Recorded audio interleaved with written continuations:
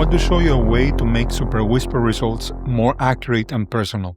In this video, we will look at custom vocabulary words and replacements.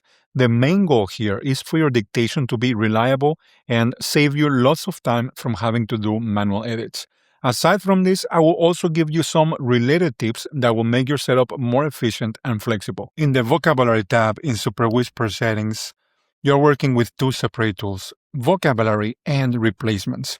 Vocabulary helps the transcription model recognize specific words and phrases like names, product terms, or anything unusual.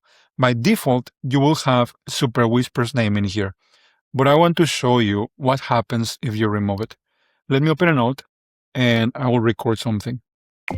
Right now, I am using Superwhisper for dictation, and you can see it put a space in there that shouldn't be. I will add Superwhisper as a vocabulary term.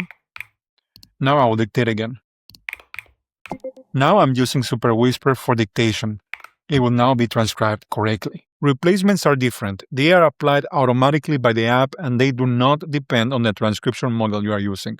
Vocabulary can do most of the heavy lifting for accuracy, but if you ever run into one specific word that a model just refuses to get right, then that's what replacements are for. You basically tell Superwhisper, if you see this in the output, change it to that. Say I have a friend named Jessica, but spelled in an unusual way, with a single S and a K.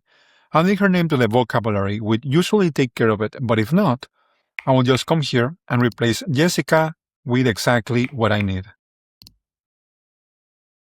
Now, whenever the app outputs Jessica, it automatically swaps it to my version. The main idea is to create replacements for mistakes that you are seeing consistently.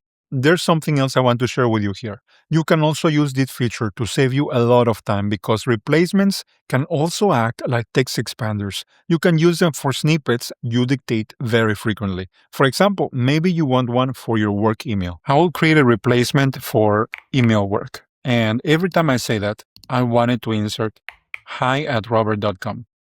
Now I can dictate. Hey John, please send the project to email work. And my email gets dropped in without me worrying about spelling or mistakes. You can do this for calendar links, websites, your address, telephone numbers, emojis. Let's say part of my work involves replying to support emails. I'll make a replacement for the phrase support reply and insert a phrase that I have to use very often. Something you can do is that you can combine this with Superwhisper modes, and it will also work. So I will switch to the mode that I use for emails and dictate. Hi Sarah, support reply. One short phrase can expand into a full paragraph. The main thing to pay attention here when creating these kind of snippets is to make your replacements unique or specific enough so you don't trigger them by accident, because whatever you set here applies across all Superwhisper modes and AI models. There's one more thing that's worth mentioning here. Vocabulary terms get passed into the transcription model, and like I told you before, different models handle them differently. If you dictate in multiple languages, vocabulary could also have an effect in language detection depending on the model and its training data. I'll show you. In the Modes tab, I'll make sure my voice-to-text mode without AI post-processing is set to automatic language.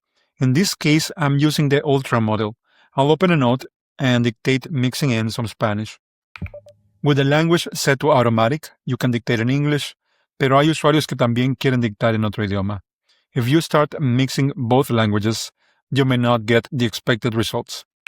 What happens sometimes is that the model logs into one language, so my Spanish got turned into English.